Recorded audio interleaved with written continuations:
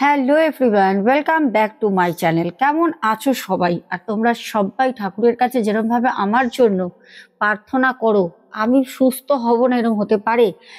আজকে ঘটনা শুরুতে তোমাদের ছোট্ট করে একটা ভয়েস শোনাবো আমি।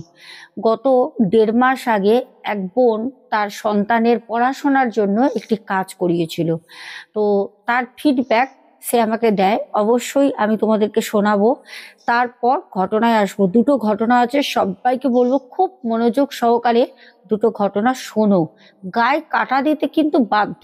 কালকে এগুলোই আমি রেকর্ড করেছিলাম। দেন কোনো কারণে আমার এই যে মাইকটা দেখছো এইটা বন্ধ হয়ে যায়। আমি নিজেও বুঝতে পারিনি। যখন এডিটিং করছি 40 মিনিটের ভিডিও, 41 মিনিট 53 সেকেন্ডের ভিডিও পুরোটাই দেখি মিউট।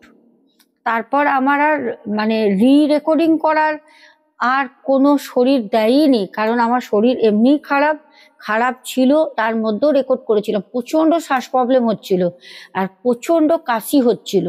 যাই হোক, আজকে সকালবেলা আমি রেকর্ডিং করছি, শরীরটা অনেক বেটার আছে। কালকে ওষুধ খেয়েছি আর সকালবেলাও মেডিসিন নিয়েছি। এখন তোমাদের সামনে তোমাদের দিদিভাই বসে রয়েছে। জয় বড় মায়ের জয়। সবই মায়ের ইচ্ছা, জানো তো। হয়তো কোনো কারণে কালকে হয়নি। যাই হোক, আর বেশি কথা বলে সময় নষ্ট করব না। তো তোমরা ভয়েসটা শুনে নিলে, আমি ঘটনায় আসছি। চলো। আমি তো এবারে দিদিভাই একদম অবাক হয়ে গেছি। আমার ছেলে তো বই নিয়েই বসে না। আর এবার মাদুলিটা নামার পরে এ তো বিশাল পরিবর্তন, বিশাল। আমরা বলি শুয়ে পড়, ঠিক আছে, আর পড়তে হবে না এখন। সে ছেলে খালি বই ছাড়াই, বই হাতে ছাড়া, পড়া ছাড়া কোনো কথাই নেই এখন। আমরা উল্টে বলি যে 4টে অবধি পড়লি, আবার 6টায় থেকে পড়তে হবে না, তুই 8টা নাগাদ থেকে বা 7:30 নাগাদ থেকে পড়িস, এরকম বলি না। তারপরে এই সন্ধ্যাবেলাও তাই। সন্ধ্যাবেলা আগে পরীক্ষার সময় কি সময় নষ্ট করতো জানো না, ঘুরে ঘুরে বেড়াতো, গল্প করতো, খেলে বেড়াতো। এখন সেই ছেলে একটু বাইরে বেরোয় না পরীক্ষার সময়, বা এমনিও বলে যে না আমি পড়তে বসবো, সময় নষ্ট করব না, এরকম একদম বলে। তোমাদের আমি কমিউনিটি পোস্ট দিয়েছিলাম পরশুদিন, বলেছিলাম একটি আমি ঘটনা পড়বো। এই যে এখানে ঘটনাটা আমাকে পাঠিয়েছে, সেন্ড করেছে, এই ঘটনাটা আমি তোমাদের সামনে, এই যে এত বড় ঘটনাটা আমি তোমাদের সামনে রিড করব। দেন তারপর আমি পুনরায় আরেকটি বোনের ভয়েস তোমাদের শোনাবো যে ঘটনাটা পাঠায়, তারপর ঘটনায় যাব। তো চলো, প্রথম আমি ঘটনাটা তোমাদের পড়ে শোনাই। আচ্ছা, কে বলেছে সেটা আমি তোমাদেরকে একদম শেষে গিয়ে তার পরিচয় দেবো। আমরা সবাই কিন্তু তাকে খুব ভালো করে চিনি, যে ঘটনাটা পাঠিয়েছে। আচ্ছা, আমি আমাদের এই জয়নগরে, মানে সাউথ শিয়ালদা সাউথ লাইন, জয়নগরে একটি টাউন হল বলে একটি হল আছে। এই হলটি বহু পুরাতন, কিন্তু এই হলটিতে আমাদের এখানকার যত রকমের সরকারি বড় বড় সাংস্কৃতিক অনুষ্ঠান, নাটক ইত্যাদি যত রকম অনুষ্ঠান অনুষ্ঠিত হয়, সেই রকমই একটা নাটকের অনুষ্ঠান দেখতে আমি আর তোমার ভাই যাই। ঘটনাটি ঘটে শনিবার 20শে নভেম্বর 2025 সন্ধ্যায় 6:30, মানে যেদিন আমি দীঘায় ছিলাম, 20 তারিখ। আচ্ছা, নাটক শুরু হয়েছে। আমি আর তোমার ভাই যে রোতে বসেছিলাম তার পেছনের দুটি রো পুরো ফাঁকা ছিল। নাটক দেখছিলাম। নাটকের যে হাফ টাইম হয় সেই সময় তোমার ভাই বাইরে থেকে কিছু চিপস বিস্কিট আনলো। এটা তো আমরা সবাই করি, বাইরে একটুখানি ব্রেক নিই। নাটকের যে হাফ টাইম হয় সেই সময় যখন খাবার নিয়ে আসে, তারপর তারা খাচ্ছে তাদের মতো করে, সময়টা স্পেন্ড করছে। হঠাৎ করে আমার পেছন দিকে, ঠিক আমার ডান দিকের ঘাড়ের কাছে কে যেন হালকা গলায় বলল, নাটকটা খুব সুন্দর তাই না? আমি প্রথমটা বেখেয়াল ভাবে বললাম, ঠিক বলেছেন। তারপর দ্বিতীয়বার 2 থেকে 3 সেকেন্ডের মধ্যে খুব ঠান্ডা বরফের মতো একটা নিঃশ্বাস ও আমার কাছে আবার, মানে নাটকটা বেশ লাগছে দেখছে, আবার বলল, কি নাটকটা বেশ জমে উঠেছে না? তখন আমার শরীর কেঁপে উঠল। দিদি, আমি তোমার ভাইকে হাত দিয়ে ডাকতেই পারছি না, শরীর যেন কাটা হয়ে গেছে। আমার এটা হবার কিছু পরেই নাটক শেষ হয়। আমি তখনও নড়তে পারছি না, তোমার ভাই আমাকে ডাকছে অনেকবার। তারপর শেষে জোরে একটা ঝাঁকুনি দিয়ে আমি হ্যাঁ হ্যাঁ করে উঠলাম। আমার হাতের খাবারটা নিচে পড়ে গেল। তারপর বলল, কি হয়েছে তোমার? আমি ওকে বললাম, বাড়ি চলো বলছি। ও বলছে, তুমি বাড়ি যেতে পারবে তো? তোমার কি শরীর খারাপ লাগছে? আমি মনের জোর করে বললাম, হ্যাঁ পারবো। তারপর বাড়িতে এসে ওকে সব বললাম। ও শুনে বলল, এটা হতেই পারে না, এত বছর ওখানে আমরা যাচ্ছি, কোনোদিন এমন হয়নি, আজ হঠাৎ হবে কেন? ও তোমার মনের ভুল। ওর কথায় হ্যাঁ বললেও আমার মনের সেই ভয়টা আজও আছে। 21 তারিখ থেকে আজ অবধি জ্বরে ভুগছি, ডাক্তার দেখাচ্ছি, ওষুধ খাচ্ছি, কিন্তু জ্বর সারছে না। আর কিচ্ছু খেতে পারছি না, জল, শুধু জল ছাড়া। তোমার ভাই এখানে একটা কালী মায়ের মন্দির আছে, সেখানে পুজো দেবে বলেছে। জানি না দিদি কি হবে, জয় বড় মায়ের জয়। তুমি যদি কিছু দেখো তাহলে ভালো হতো। তো এইটা ছিল আমাদের পরশু দিনের আপডেট। আজকে সকালে কথা হলো, ভাই জানালো আমার বউ এখন একটু ভালো আছে, কিন্তু ও আর কোনোদিন হাঁটতে পারবে না, বাঁ পাটা ঘষে গেছে, হাঁটতে হবে ওকে সারা জীবন। দিদি এটা কি হয়ে গেল বলো তো আমাদের সাথে? কে বা করলো বলো তো দিদি, এত বড় ক্ষতি কে করলো? আমার সব কিছু শেষ হয়ে গেল দিদি। সত্যি মানে একটা খুব বাজে জিনিস হলো না। আর আমার সাথে সেই ভাইয়ের বৌমার আজকের পরিচয় না, প্রায় 1.5-2 বছরের পরিচয়। যদিও আমরা সামনাসামনি কোনোদিন হইনি। ভাই বহুবার বলেছে, যখন আমি বকখালি ট্রেনে করে যেতাম, গাড়ি ছিল না, তখনও বলেছে যে দিদি ভাই এসো এসো এসো। আমি সময় করে উঠতে পারিনি, আমি যেতে পারিনি। সত্যি কথা বলতে আমি বলেছি যে এখন মানে বৌমার ফিজিওথেরাপি চলছে, খাওয়া দাওয়া একটু লিকুইড জাতীয় কিছু খাবার খাচ্ছে, ওর ভালো পরিমাণে হাওয়া বাতাস লেগে গেছে। সত্যি কথা বলতে ওকে ঝাড়াও, যেরম করে হোক ওকে কিছু ব্যবস্থা করো, না হলে আমি আছি, আমাকে বলবে।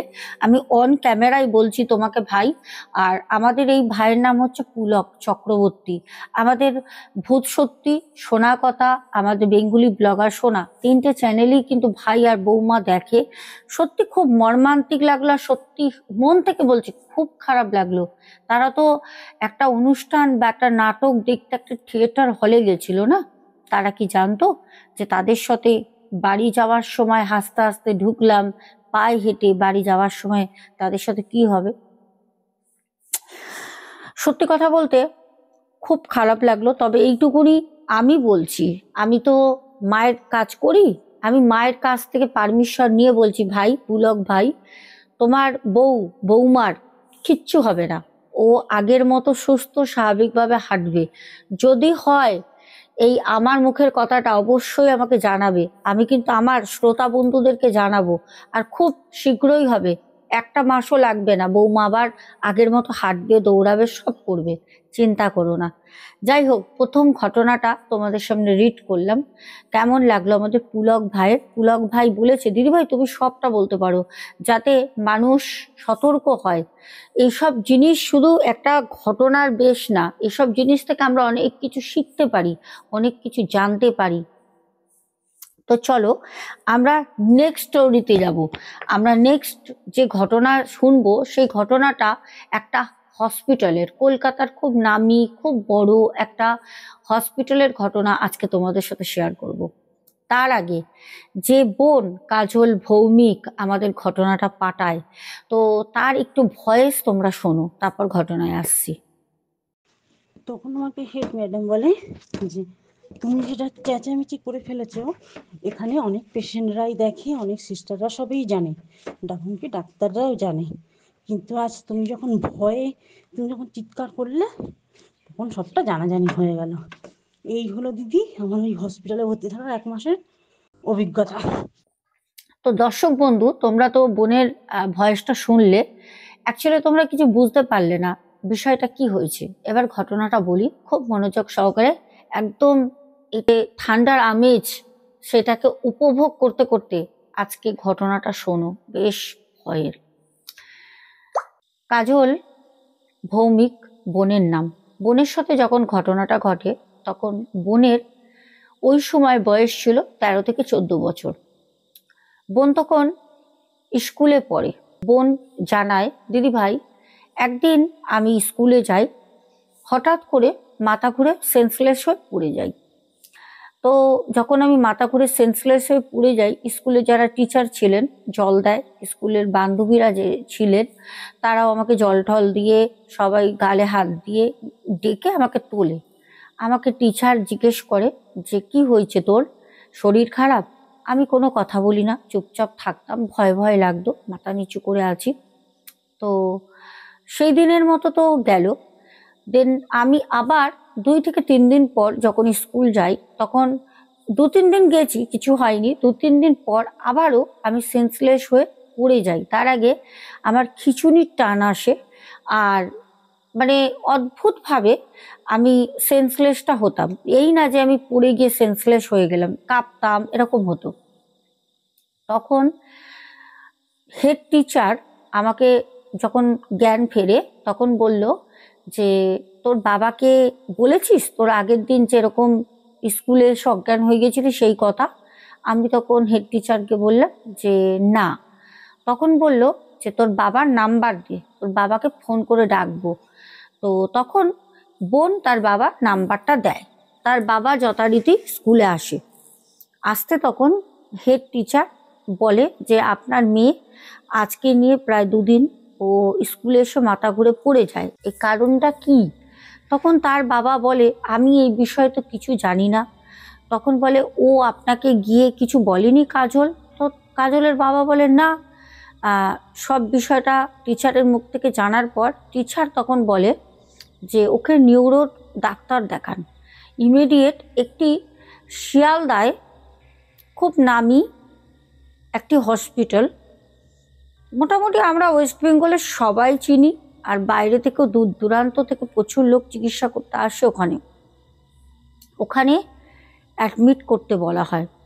ওখানে অ্যাডমিট করলে কি হয়, যেহেতু বোন যে স্কুলে পড়তো ওখান থেকে ওই হসপিটালে কিছু ওরা হসপিটাল থেকে মানে হসপিটালে ডোনেট করতো স্কুলে। মানে ওখানে ধরো একটা মেয়েদের হোম মতো আছে 7 তলায়, সেখানে ধরো যে যে স্কুলগুলো ডোনেট করে সেই স্কুলের কিছু ছেলে মেয়ের যদি কোনো রকম প্রবলেম হয়, হসপিটাল থেকে হাফ চিকিৎসা ওরা দেয়, হাফ চিকিৎসা বাড়ির পেশেন্টের লোকের কাছ থেকে নেয়। তো কিছুটা কম হয়, তার জন্য তার বাবা কিন্তু, কাজলের বাবা আগে কিন্তু অন্য প্রাইভেট ডাক্তার দেখায় যেদিন স্কুলেটা হয় বিকেলবেলা। তো ডাক্তার তখন ওষুধ দেয়, কিছু হয় না ওর। তারপরে যখন স্কুলে যেতে পারছে না, টিচাররা ফোন করে বলে আপনি ওখানে নিয়ে যান, তখন ওখানে নিয়ে যায়। এটা হচ্ছে শিয়ালদায় মৌলালি বলে একটি জায়গা আছে, ওইখানে। তখন বলছে দিদিভাই ওখানে গিয়ে যখন ডাক্তার দেখাই, ওটা বিশাল বড় হসপিটাল, নিচেটা হচ্ছে মেডিকেল, সব পরীক্ষা হয়। দোতলায় ডাক্তার বসে, 4 তলায় হচ্ছে তোমার মানে পুরুষরা থাকে, পুরুষ ওয়ার্ড রয়েছে, আর 7 তলায় হচ্ছে মেয়েদের ওয়ার্ড। বলছে দিদিভাই আমাকে দোতলায় যখন ডাক্তার দেখাতে নিয়ে যায়, ডাক্তার আমাকে দেখে বললো ইমিডিয়েট ওকে অ্যাডমিট করে দিন। বাবাকে বলল, কথা মতো কাজ, আমার বাবা আমাকে হসপিটালে অ্যাডমিট করে দিয়ে বাড়ি চলে আসে, যাবতীয় সব কিছু দিয়ে ঠিয়ে। প্রথম দিন আমি যখন ওখানে অ্যাডমিট হলাম, সবাই আমার কাছে খুব অচেনা অচেনা মুখ, সবাই অপরিচিত, নতুন একটা মুখ আমি দেখছি। একটা অদ্ভুত আমার ওখানে ফিল হচ্ছে, কিন্তু আমি খুব ভয় পাচ্ছি। সবাই চারপাশে রয়েছে, কিন্তু আমার একটা কীরকম ভয় ভয় লাগছে। তো আমাকে 2-1 জন বলল যে কোথা থেকে এসছো, কি নাম, কি প্রবলেম, সবটা আমি বললাম। আস্তে আস্তে আমার সাথে প্রায় 4-5 জনের খুব ভালো ঘনিষ্ঠ বন্ধু হয়ে গেল। সবই তো মেয়ে উপরে, ভালো বন্ধু হয়ে যায়। তো আমার যেহেতু অনেক ভয় লাগে, খুব বেশি ভয় লাগছিল, তখন আমি সবাইকে বললাম যে রাতের বেলা বাথরুম পেলে পারে তোমরা আমার সাথে একটু যাবে, বাথরুমটা যেতে আমার ভয় করছে। তখন সবাই বলল, যারা সমবয়সী তারা বলল ডাকবি যাব, যারা বয়সে বড় তারা বলল ঠিক আছে ডাকবে, এরকম মানে কেউ তুই কেউ তুমি, যে যেরকম যার মতো ওকে বলে। তা ও একটা মনে খুব বড় আশ্বাস পায় যে না সবাই রয়েছে, আমার অসুবিধা নেই, ওখানে তো আমাকে থাকতে হবে, ডাক্তার যতদিন না আমাকে ডিসচার্জ করছে আমাকে ওখানে থাকতেই হবে। বোন বলে দিদি ভাই এবার শুরু হলো আমার সাথে কিছু ঘটনা।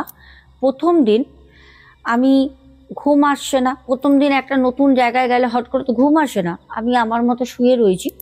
হঠাৎ রাতের বেলা বাথরুমে কেউ নেই, বাথরুমে কেউ নেই, বাথরুমে কেউ রাতের বেলা যায় না। আমাকে দুই একজন বলেছে রাতে কিন্তু একা বাথরুমে যাবি না, যদি বাথরুমে যাস তাহলে কিন্তু আমাদের ডেকেই যাবি।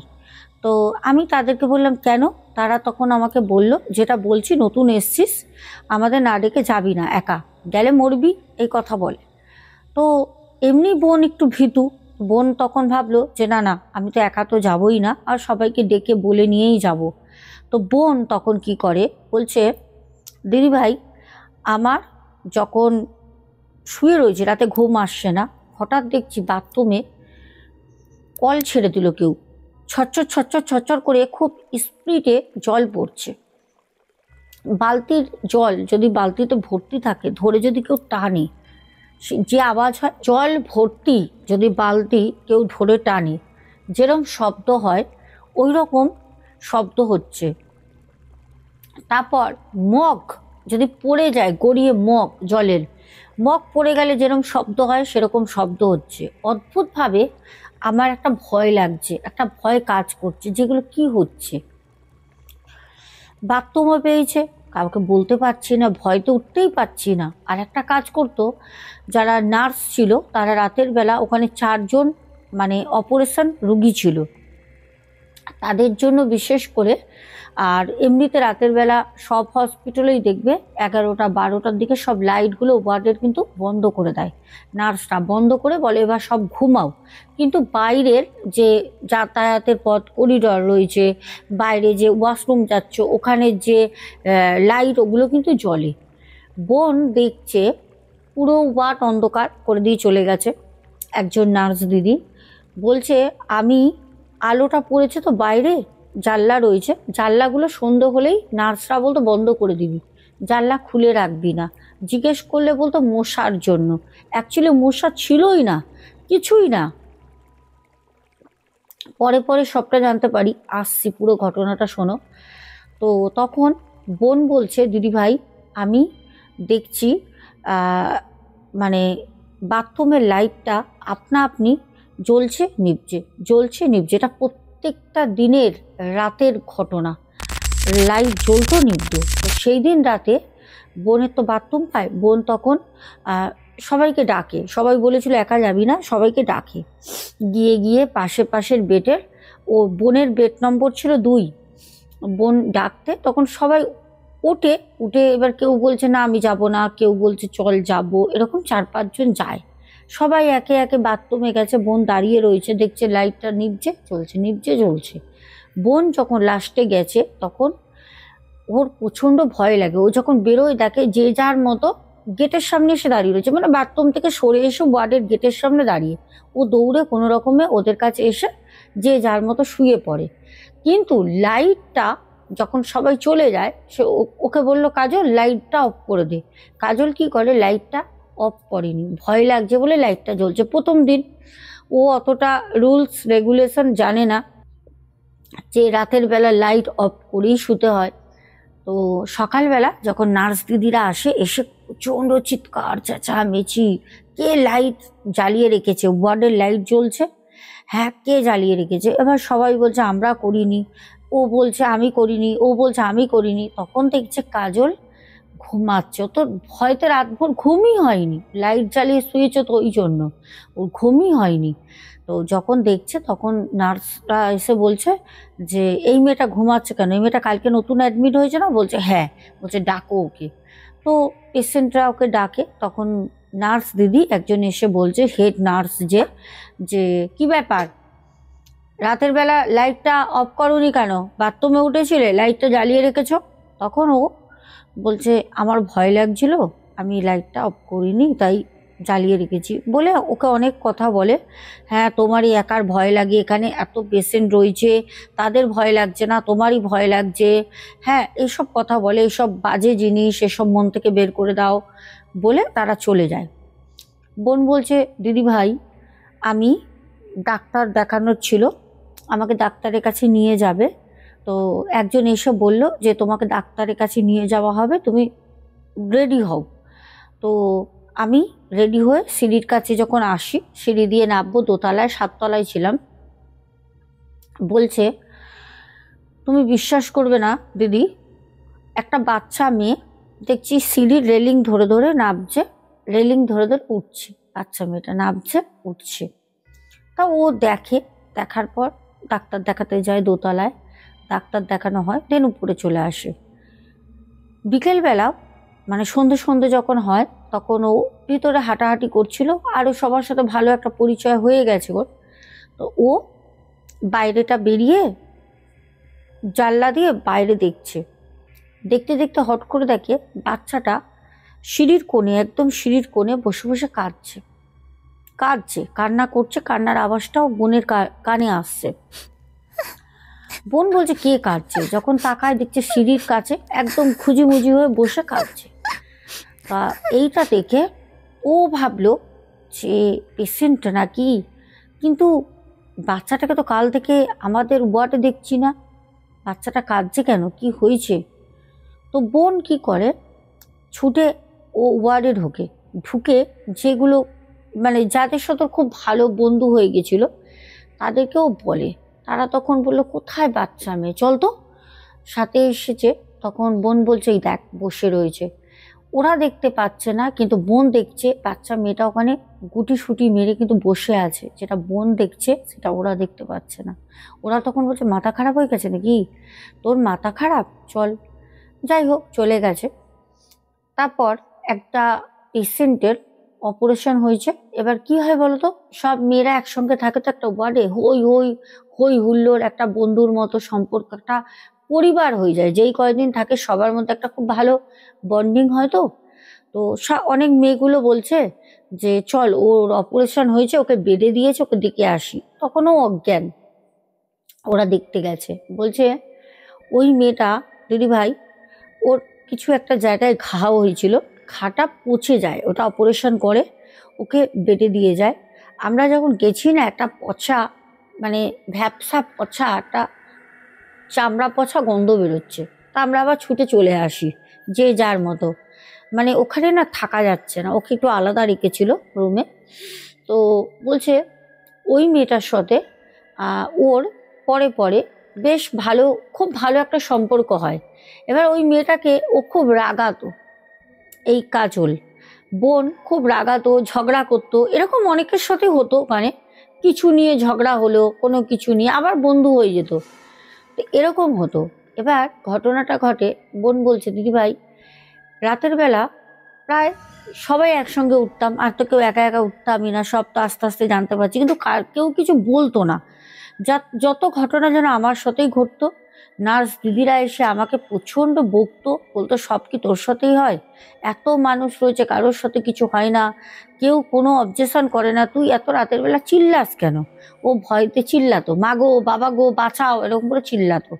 কারণ বোন বলছে দিদি ভাই, রাতের বেলা দেখতাম 7 তলার উপরে তো আর কোনো বিল্ডিং নেই, পুরো খোলা ছাদ, কিন্তু দেখতাম কে যেন একটা মানে বালতি নিয়ে হেঁটে হেঁটে যাচ্ছে, লম্বা চওড়া একজন হেঁটে যায় বালতি নিয়ে।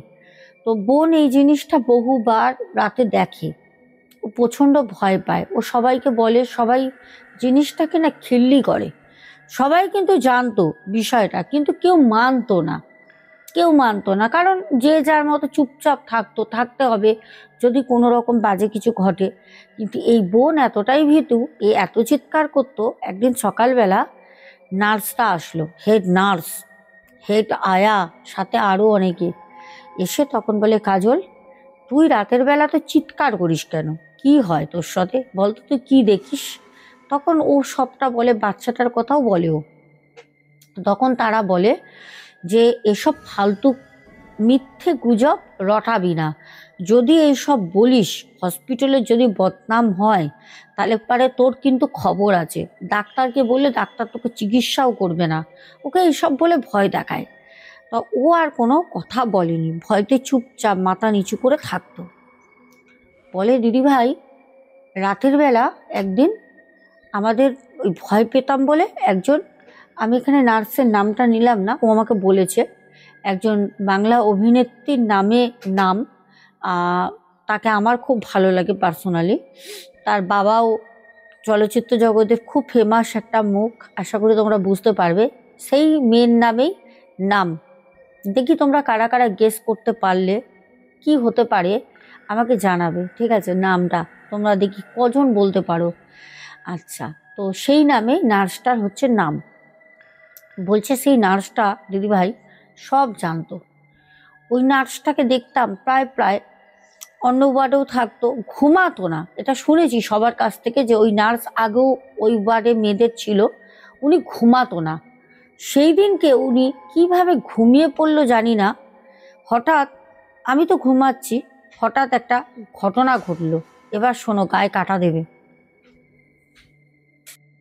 এইবার বলবো তোমাদের আসল ভয়ের অভিজ্ঞতা, শোনো। এইখানে যে কাজল ভৌমিক বোন, ওর সাথে ঘটনাটা ঘটেছে, এই ঘটনাটা এই রকম ভাবে যদি আমাদের কারোর সাথে ঘটতো কি হতো আমরা ফিল করতেই পারি। বোন বলে, দিদি ভাই সেদিনকে রাতে শুয়ে রয়েছি, হঠাৎ করে আমি তো ওই মানে এক জিনিস আমি এরকম দেখছি। সেই দিনকেও আমি ওরকম দেখলাম, একজন গেল, যেতে আমি আবারও চিৎকার করি, সবাই উঠে পড়ে, সবাই উঠে বলে, কি রে তুই এরকম চিৎকার করিস কেন, ঘুমাতে পারি না, ওকে বকা দেয়। এবার যেদিনই সবাই ঘুমাচ্ছে, কেউ কিছু দেখছে না, ও তো ঘুমায় না, ও তো মানে এত তাড়াতাড়ি ঘুমানোরও হ্যাবিট নেই। আর হসপিটালে যাবার পর থেকে ওর একটা ভয় কাজ করে, সবসময় মাথার মধ্যে একটা ভয় চলে। এবার অনেকে প্রশ্ন আসতে পারে যে ও হয়তো ভয় পায় বলে, অনেকে আমরা ভাবি না তুই ভয় পাস বলে তোর সাথে এগুলো হচ্ছে, অ্যাকচুয়ালি এগুলো তুই মনে ভাবছিস, কিছুই না, আমরা বলি না, কিন্তু না, বাস্তবে ওর সাথে কি হয়েছে বলি, শোনো। রাতটুকুনি তো কোনো রকমে চিৎকার চেঁচামেচি করে সবাইকে ওঠাই, প্রায় রাতে ও এরকমই করতো। সকালবেলা নার্স আয়া সিস্টারদের কাছে প্রচণ্ড বকা খেত, কিন্তু ভয়টাও কন্ট্রোল করতে পারতো না। পরের দিন সকালবেলা বলছে, দিদি আমি ওয়ার্ডে বসে আছি আমার বেডে, 2 নম্বর বেড, হঠাৎ করে যেই মেয়েটার সাথে খুব ঝগড়া ঝামেলা অশান্তি হতো, ওর সাথে ওই যে বললাম অপারেশন হয়েছিল, ওই মেয়েটা আমার ভাবও হয়ে যেত, ওই মেয়েটা হঠাৎ ওর কাছে আসে, এসে বলে, কিরে কাজল কেমন আছিস? বললো, এই তো ভালো আছি। কিরে তুই? তখন বললো, হ্যাঁ। এবার তুই কার পেছনে লাগবি? আমার ছুটি হয়ে গেল, আমি চলে যাচ্ছি।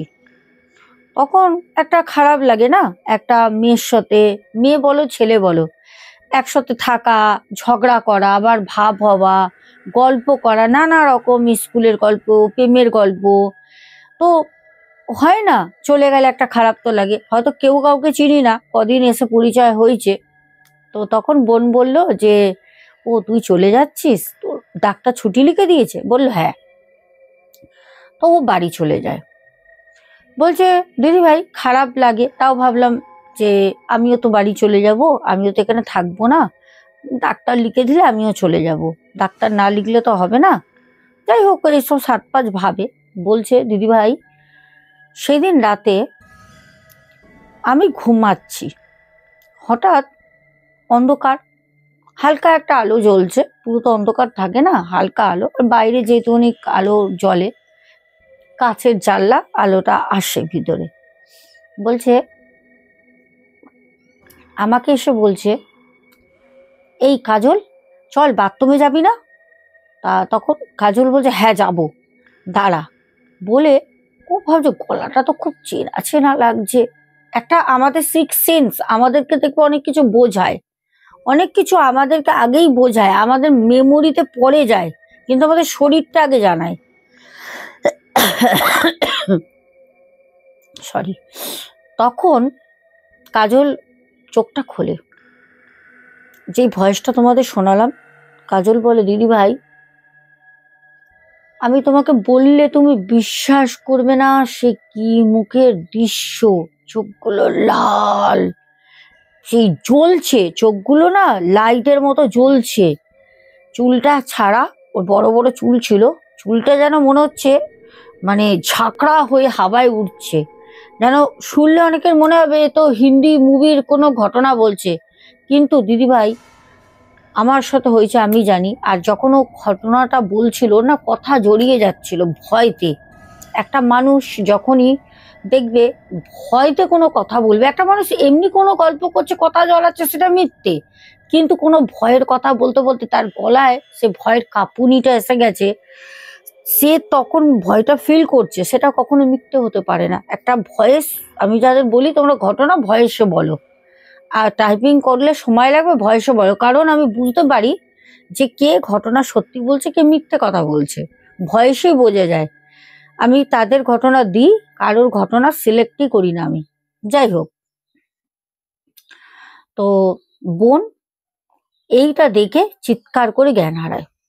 যখন চিৎকার করে জ্ঞান হারায়, এবার যে ওই বললাম একজন বাংলা চলচ্চিত্র জগতের হিরোইন নায়িকার নামে নাম সেই নার্সের, তোমরা যারা গেস করতে পারবে অবশ্যই লিখে দেবে। তার বাবাও কিন্তু বিশাল বড় একজন মানে অভিনেতা ছিলেন, না এখনো আছেন, ঠিক আছে, এখন সেরকম অভিনয় করেন না, তোমরা অনেকেই ধরে নেবে আমি জানি, যারা পারবে নামটা লিখবে। তো সেই নামই ছিল ওই নার্সের।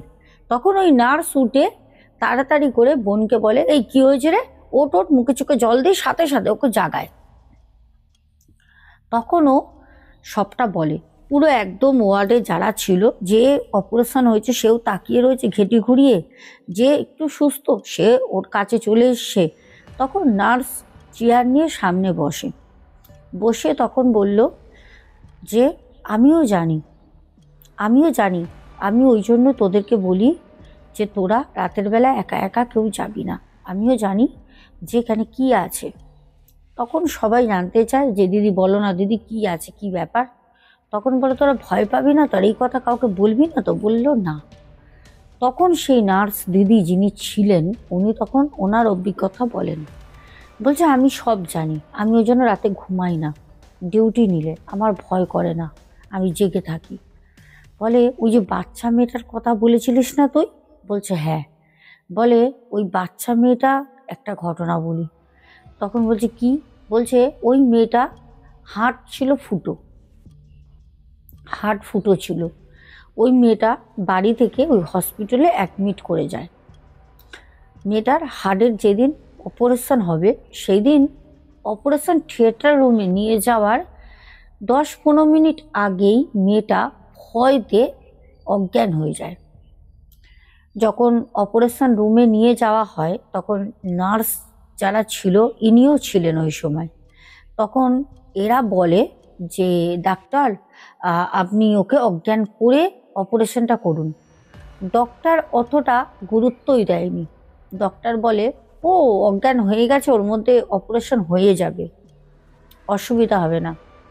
কিন্তু মেয়েটা যখন মেয়েটার বুকে কাটা ছেঁড়া হচ্ছে তখন কিন্তু মেয়েটা চোখ খোলে। যখন ওই বাচ্চা মেয়েটা চোখ খোলে, 9-10 বছর বয়স, বুঝতে পারছো কতটা ছোট, ও দেখে হাতের মধ্যে গ্লাভস পরা, রক্ত, কাঁচি, ছুরি, এগুলো দেখেও সাথে সাথে ওই অবস্থাতে কোমায় চলে যায়। বাচ্চা মেয়েটা কোমায় চলে যায়। কোমাতে গিয়ে বাচ্চা মেয়েটার মৃত্যুও হয়। মৃত্যু হওয়ার পরেই ওই বাচ্চা মেয়েটার আত্মাকে অনেকেই দেখেছে, এখনো দেখে, আর নার্সরা এটা সব জানে। তখন বলে যে ওর আত্মাটা হসপিটালে আছে। ওই বাচ্চা মেয়েটাকে যে দেখতে পাস তুই, এটা সবাই কিন্তু দেখতে পায় না, কাজল বনি কিন্তু দেখতে পেত, আরও কিন্তু ওখানে ওয়ার্ডে অনেকে ছিল পেশেন্ট, কেউ কিন্তু পেত না দেখতে। কিন্তু কাজল খালি চোখে দেখতে পেত। এইটাও কিন্তু ওরা একটা এক্সট্রা সুপার ন্যাচারাল পাওয়ার বলতে পারো। সবাই কিন্তু আত্মা দেখতে পারে না। আত্মাকে দেখার মতো কিন্তু এক্সট্রা একটা শরীরে এনার্জি লাগে, তবেই কিন্তু দেখা যায়, একটা পাওয়ার থাকা চাই। তো এই ছিল আমাদের ঘটনা। তারপর কিন্তু বোন ওখান থেকে ছুটি হয়ে যায়, ও নেয়নি, ছুটি হয়ে যায়, ও চলে আসে। বলেছিল ডাক্তারকে বল তাড়াতাড়ি ছুটি দিয়ে দিতে, তুই এখানে থাকিস না। তারপর ওকে ছুটি দেয়, বাড়ির লোক নিয়ে চলে আসে। ও ঘটনাটা কিন্তু শেয়ার করে। কলকাতার খুব নামি একটা হসপিটাল, খুব নামি। যাই হোক, প্রিয় দর্শক বন্ধুরা, আমাদের পরপর দুটো ঘটনা, দুটো ভয়েস তোমাদের শোনালাম। ঘটনাটা বেশ বড় আর বেশ ভয়ের। কেমন লাগলো অবশ্যই জানিও। আর আজকে কমেন্ট আমি পড়ছি না, কারণ ঘটনাটা অলরেডি অনেক বড় হয়েছে। সবাইকে বলে রাখি, আমি এখন ভালো আছি, অনেকটাই সুস্থ আছি। আর তোমরাও খুব ভালো থেকো। ঠান্ডা পড়েছে, বিশেষ করে ঠান্ডার একদম নেগলেন্সি করবে না। গরম কাপড় জামা পরে থাকবে। বাচ্চাদের বিশেষ করে, বয়স্ক মানুষদের বিশেষ করে টেক কেয়ার করো। ঠিক আছে, তো চলো এখনো মতো good night, ta-ta, love you too. দেখা হবে আগামীকাল, টাটা।